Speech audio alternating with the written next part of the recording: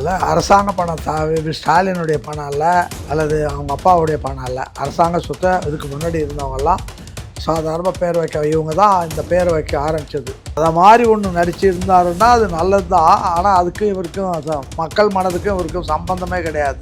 மக்கள் மனதுக்குள்ளே என்ன நினச்சாங்களோ அதுதான் விஜய்க்கு ஓட்டு போட்டாங்க. மக்கள் போட்டது அதில். நீங்கள் மக்கள் மனதில் இடம் பெறுவதற்கு நீங்கள் என்ன பண்ணி வச்சுருக்கீங்க? அதுதான் தோல் உரிச்சு காட்டிக்கிட்டு இருக்காரு. இப்போ அவங்க எது எதில் என்னென்ன கொள்ளையடிச்சிருக்காங்க, எது எது நடந்திருக்குன்னு இப்போ விஜய் காட்டிக்கிட்டு இருக்காரு. இன்னும் போக போக நிறைய விஷயங்கள் வெளியில் வரும். இப்பயே ஏவாவேலு சிங்கப்பூருக்கு ஓடி போயிட்டாரு, செந்தில் பாலாஜியே காணோம். இவர் வேற சிங்கப்பூருக்கு செக்கப்புக்கு போனார்ல, அவரு தொண்டர்களுக்கும் கட்சிக்கும் சம்மந்தம் இல்லாமல் போனதுனால அவன் ஒரு கூட்டமாக இருக்கிறான். இவங்க கொள்ளையடித்த படத்தில் கொஞ்சம் கொடுத்து எலெக்ஷன் நேரத்தில் வேலை செய்கிறாங்க. இது பேர் கட்சியோ தொண்டர்களோ இல்லை. எல்லாம் சிறப்பாக செஞ்சிகிட்டு இருக்காரு.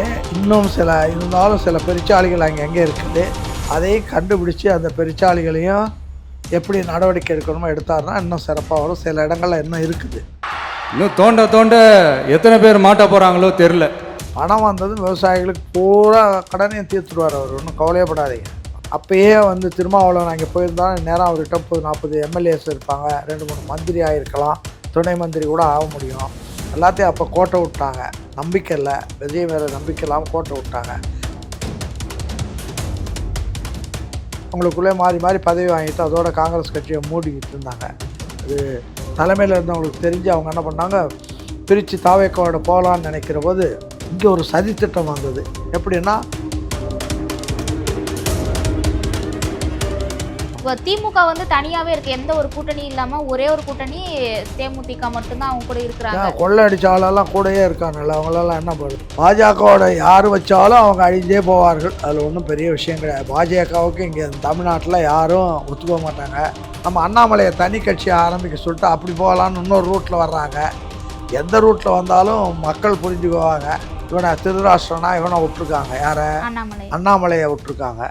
இவர் அணைக்கிறதுக்கு யாரும் அங்கே எழுச்சிவாயனங்களில் போய் அணைப்பில் போய் மாட்டுறதுக்கு அவர் அதுக்குள்ள வலையை வீசிக்கிட்டே இருப்பார். அதனால் அது எடுபடாது. அவ்வளோதான். நட்புறவுன்னா அது ஒரு மத்திய அரசு, அதுவும் ஒரு அரசாங்கம், பெரிய அரசாங்கம். அதோடு இருந்து காரியத்தை சாதிக்கணும்னு அவர் நினைக்கிறாரு. ஆனால் அதுக்காக என்ன விட்டு கொடுத்தாருன்னா அப்புறம் வீணாக போயிடுவார். அவ்வளோதான். இது அண்ணா சட்டமன்றத்தில் சொன்ன மாதிரி, அண்ணா முதலமைச்சராக இருக்கும்போது தமிழ்நாட்டுக்கு இருமொழி போதும் அப்படின்னு ஒரு தீர்மானம் கொண்டு வந்தார். நான் என்னாலானதை செய்து விட்டேன், டெல்லி தன்னாலானதை செய்யட்டும்னார் அண்ணா. அதை மாதிரி தைரியமாக இவர் செயல்பட்டாரானால் இவர் நிலைச்சி இருக்க முடியும்.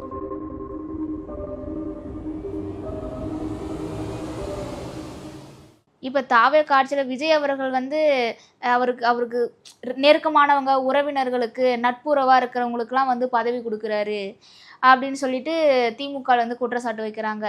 அது என்ன, எப்படி பார்க்குறீங்க? அது உண்மைதானா? அவர் அந்தமாரி பண்ணலாமா? அவர் என்ன வேணாலும் பண்ணலாம். இப்போ அதில் என்ன இருக்குது? இடிஞ்ச வீட்டில் உட்காந்துட்டு அந்த செங்கல் எடுத்தான்னா இந்த செங்கல் எடுத்தான்னா எல்லாம் ஒன்று தான். அதனால் என்ன வேணால் அவரால் பண்ண முடியும். ஆனால் அவர் திமுக ஆட்சியில் தொடங்கப்பட்ட திட்டங்கள் நிறைவடைகிறதுக்குள்ளே தாவேக்கா ஆட்சி அமைச்சிருச்சு. அப்படி இருக்கும்போது திமுகவில் ஸ்டாலின் அவர்களுடைய பேர் வைக்கிற இடத்துல அதை இது பண்ணிவிட்டு இப்போ விஜய் அவர்கள் பேர் வைக்கிறாங்க. இது குற்றம், ஒரு மாதிரி விமர்சனம் பண்ணி திமுகவில் போட்டிருக்காங்க சார். அதில் அரசாங்க பணம் ஸ்டாலினுடைய பணம் இல்லை, அல்லது அவங்க அப்பாவுடைய பணம் இல்லை. அரசாங்க சொத்தை இதுக்கு முன்னாடி இருந்தவங்கெல்லாம் சாதாரண பேர் வைக்க, இவங்க தான் இந்த பேர் வைக்க ஆரம்பித்தது. ஆரம்பத்தில் கருணாநிதி காலத்தில் அஞ்சுகம் பருப்புன்னு அவங்க அம்மா பேரெல்லாம் வச்சாங்க. அதெல்லாம் போச்சு. இன்னும் சொல்லப்போனால் எம்ஜிஆர் ஆட்சிக்கு முதல்ல வந்த உடனே 77ல் இன்றைக்கி இருக்கிற வீட்டு வசதி வாரியத்துக்கு எதிரில் ஒரு பெரிய பில்டிங் இருக்குது. அது கலைஞர் மாளிகைன்னு போட்டு வச்சுருந்தாங்க. ஒரே நாள் ராத்திரி அதை பேர்த்து எடுத்துகிட்டு சொல்லிட்டு பெரியார் மாளிகை தான் இப்போவும் இருக்குது அதில். அதனால் இதெல்லாம் சர்வசாதாரண அரசியலில் எல்லா சித்து விளையாட்டும் உண்மைதான். அது நம்ம கவலைப்பட வேண்டியதில்லை. இவங்க பேர் போச்சா என்ன, பேர் வைக்காட்டி என்ன, நேர்மையானவங்கன்னு இன்னும் பேரே வைக்காமல் காமராஜர் பேரெல்லாம் எல்லாத்துலேயுமா இருக்குது கிடையாது. ஆனால் அவருடைய பேர் மக்கள் உள்ளத்தில் இருக்குது. அது உள்ளத்தில் பேர் வாங்குறது தான் பெரிய விஷயமே தவிர கல்லில் பேர் வாங்குறது ஒன்றும் பெரிய விஷயம் இல்லை. அதனால் அது எப்படி போனால் என்ன இருக்குது, அது ஒன்றும் பெரிய விஷயம். ஆனா ஸ்டாலின் வந்து என்ன சொல்றாருன்னா, உங்க ஆட்சி வந்து சரியில்லை, மக்களுடைய மனசுல வந்து நான் எப்பயுமே இருப்பேன் அப்படின்ற மாதிரி சொல்லிட்டு வராரு. அதை மாதிரி ஒன்று நடிச்சிருந்தாருன்னா அது நல்லது தான். ஆனால் அதுக்கும் இவருக்கும் மக்கள் மனதுக்கும் இவருக்கும் சம்பந்தமே கிடையாது. மக்கள் மனதுக்குள்ளே என்ன நினச்சாங்களோ அதுதான் விஜய்க்கு ஓட்டு போட்டாங்க. மக்கள் போட்டது அதில். நீங்கள் மக்கள் மனதில் இடம் பெறுவதற்கு நீங்கள் என்ன பண்ணி வச்சுருக்கீங்க? ஒன்றும் கிடையாது. பொது சொத்துக்களை எடுத்து கொஞ்சம் இதை வந்து உதவிகள்னு நலத்திட்ட உதவிகள்னு கொடுத்தீங்களே தவிர மக்களுக்கு என்ன இருக்குது? இன்னொரு பக்கம் கொள்ளையடிப்பதற்கு எல்லா இடத்துலையும் கொள்ளையடிப்பதற்கு வழிவகுத்துருக்கீங்க. அதுதான் தோல் உரிச்சு காட்டிக்கிட்டு இருக்காரு. இப்போ அவங்க எது எதில் என்னென்ன கொள்ளையடிச்சிருக்காங்க, எது எது நடந்திருக்குன்னு இப்போ விஜய் காட்டிக்கிட்டு இருக்காரு. இன்னும் போக போக நிறைய விஷயங்கள் வெளியில் வரும். இப்போயே ஏவாவேலு சிங்கப்பூருக்கு ஓடி போயிட்டார். செந்தில் பாலாஜியே காணோம். இதெல்லாம் நடக்கிற போது அப்புறம் பாக்கி பேர் மாத்திரம் எங்கே போயிடுவாங்க? எல்லாம் அப்படி தான் வரும்.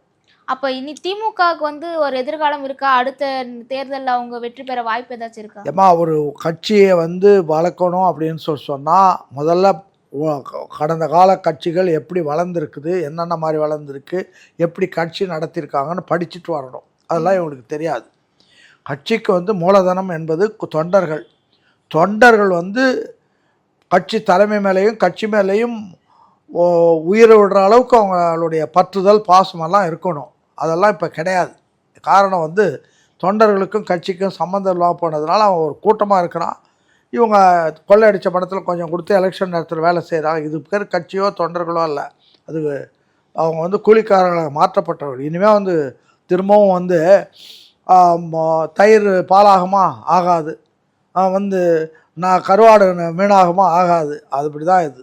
ஆனா 50 வருட கட்சி, 60 வருட கட்சி, 60 வருஷத்துல நீ பண்ண ஊழல் லஞ்சமெல்லாம் வெளியில் வந்துச்சே. 60 வருஷமா நீ பண்ணியிருக்கிற, அண்ணா சத்துலேருந்து பண்ணியிருக்கிற, எல்லாமே வெளியில் வந்துச்சு. நீ ஆரம்பித்த போதே உனக்கு வந்து எம்ஜிஆர் சர்க்காரியா கமிஷனில் கொடுத்து 30 இது கொடுத்து வந்தார். அதெல்லாம் என்ன அவங்க சர்க்காரியா கமிஷன் அப்பயே உங்கள் கருணாநிதியை பார்த்து இது வந்து சயின்டிஃபிக் ஊழல், விஞ்ஞான ரீதியான ஊழல் பண்ணுறானுங்க அப்படின்னாரு. அதுதானே உண்மை. சரி, இப்போ தமிழகத்துலமே பார்த்தீங்கன்னா நிறைய சேஞ்ச் வந்திருக்கு. ஊழல் எங்கே போனாலும் இப்போ எதனா ஒரு ஆஃபீஸுக்கு போனால் தாசில்தாருங்களா இருக்கட்டும், யாராக இருந்தாலும் இப்போ எதுவுமே கேட்காம அவங்க போய் வெறும் அப்ளை மட்டும் தான் பண்ணுறோம், ஒரு 10 நிமிஷத்தில் 15 நிமிஷத்தில் வந்து எங்கள் கைக்கு வந்துடுது எல்லாமே அப்படின்னு சொல்லிட்டு மக்களுமே ரொம்ப பாராட்டி தான் சொல்கிறாங்க. இப்போ தாவே காட்சியில் விஜய் அவர்கள் போகிற பாதை வந்து சரியான பாதையா, இல்லை இன்னும் மேம்பட்டு அவர் எதனா செய்யணுமா? எல்லாம் சிறப்பாக செஞ்சிகிட்டு இருக்காரு. இன்னும் இருந்தாலும் சில பெருச்சாளிகள் அங்கே இருக்குது.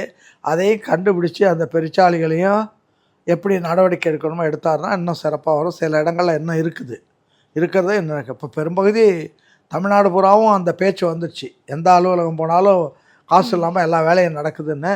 இன்னும் அதையும் மீறி சில இடங்களில் இருக்க தான் செய்யுது. அதையும் கண்டுபிடிச்சி அவர் பண்ணிவிடுவார். அது ஒன்று. ஆனால் விவசாயிகளுக்கு வந்து அவர் பாரபட்சம் பார்க்குறாரு, ஒரு கடனை வந்து முழுசாக தள்ளுபடி பண்ண மாட்டேங்கிறாரு அப்படின்னு சொல்லிட்டு இன்னும் விவசாயிகள் வந்து அவர் எதிர்பார்த்து ஆட்சிக்கு வந்தபோது எதிர்பார்த்தது வேற. அங்கே பணம் இல்லை. பணம் வந்தது விவசாயிகளுக்கு பூரா கடனையும் தீர்த்துடுவார். அவர் ஒன்றும் கவலையப்படாதீங்க. அவர் வந்து கொடுப்பார். பணம் வரணும்ல. இப்போ அதான் வந்திருக்காரு. சட்டியில் இருந்தால் தானே எடுத்து கொடுக்க முடியும். ஆப்பில் வரும், சட்டியில் ஒன்றும் இல்லை. தேர்ந்த உட்பட என்னென்ன கொடுக்கணுமோ படிப்படியாக கொடுத்துருவோம். சரி, இப்போ கூட்டணி ஆட்சியில் திருமாவளவன் அவர் வந்து இடைத்தேர்தலில் வந்து நின்று ஜெயிக்கணும், நீங்கள் ஜெயிச்சுட்டு துணை முதலமைச்சர் ஆகணும் அப்படின்ற மாதிரி அவர் தொண்டர்கள் வந்து சொல்கிறாங்க அப்படின்றாங்க. அப்போ இடைத்தேர்தலில் நின்று ஜெயிச்சிட்டாருன்னா முதலமைச்சர் வந்து துணை முதலமைச்சர் பதவி கொடுத்துருவாங்களா? அதெல்லாம் வாய்ப்பு இருக்கா? அது காலம் வரும்போது பதில் சொல்ல முடியும். காலம் வரும்போது அப்போ அவர் என்ன பண்ணுறாரு, இவர் என்ன பண்ணுறாரு அப்படின்னு பார்க்கலாம். அவங்கவுங்க பதவி வரணும்னு நினைக்கிறது தப்பு இல்லை. அது எந்த அளவுக்கு முடியுன்றது காலம்தான் பதில் சொல்லும். ஸோ இப்போ தாவே காட்சியில் வந்து கூட்டணி கட்சிகள் தான் பார்க்கும்போது நிறைய இருக்குது. கம்யூனிஸ்ட் இருக்குது, IUML இருக்குது, இப்போ VCK இருக்குது. இந்த மாதிரி நிறைய கூட்டணி கட்சிகள் வந்து இணைஞ்சிருக்காங்க. இது வந்து தாவே காட்சி இப்போ விஜய் அவர்களுக்கு வந்து சாதகமானதா இல்லை பாதகமான ஒரு செயலாக இருக்கும்? தாவே ஒரு ஆட்சிக்கு தேவையான மெஜாரிட்டி இல்லாதனால அவங்களெல்லாம் கூப்பிட்டு வச்சுருக்காங்க. இது இன்றைய அளவில் அது சாதகமானது தான். இன்னும் சொல்லப்போனால் இப்போ நீங்கள் முதல்ல திருமாவளவனை பற்றி சொன்னீங்க.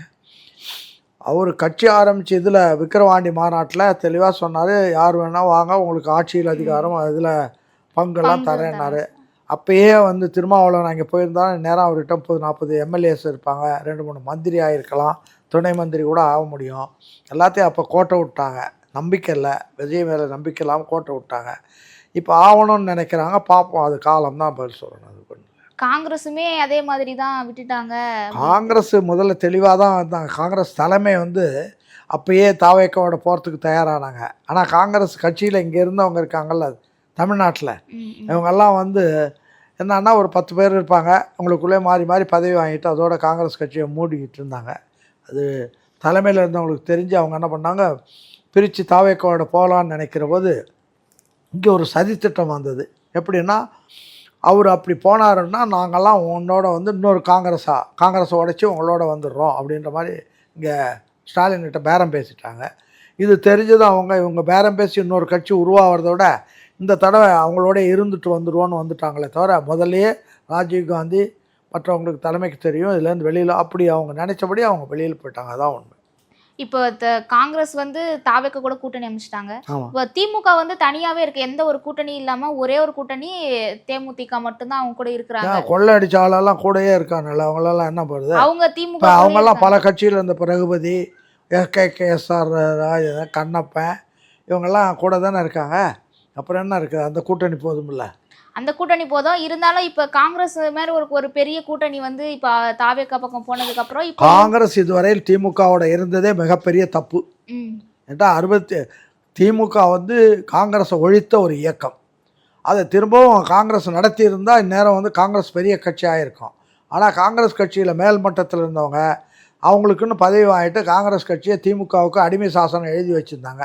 அது இப்போ வெளிச்சத்துக்கு வந்ததும் அந்த அடிமை சாசனத்தை முறித்து வெளியில் வந்திருக்காங்க. இனிமேல் காங்கிரஸ் கட்சி வளர்றதுக்கான வாய்ப்புகள் உண்டு. அப்போ திமுக வந்து பாஜக கூட கூட்டணி வைக்க வாய்ப்பு இருக்கா? பாஜகவோட யார் வச்சாலும் அவங்க அழிஞ்சே போவார்கள். அதில் ஒன்றும் பெரிய விஷயம் கிடையாது. பாஜகவுக்கு இங்கே தமிழ்நாட்டில் யாரும் ஒத்துக்க மாட்டாங்க. ஏண்டா அதை ஒத்துக்க மாட்டாங்கன்னு பாஜகவே தெரிஞ்சதுனால தான் சரி இப்படி வேணாம் நம்ம அண்ணாமலையை தனி கட்சியை ஆரம்பிக்க சொல்லிட்டு அப்படி போகலான்னு இன்னொரு ரூட்டில் வர்றாங்க. எந்த ரூட்டில் வந்தாலும் மக்கள் புரிஞ்சுக்குவாங்க.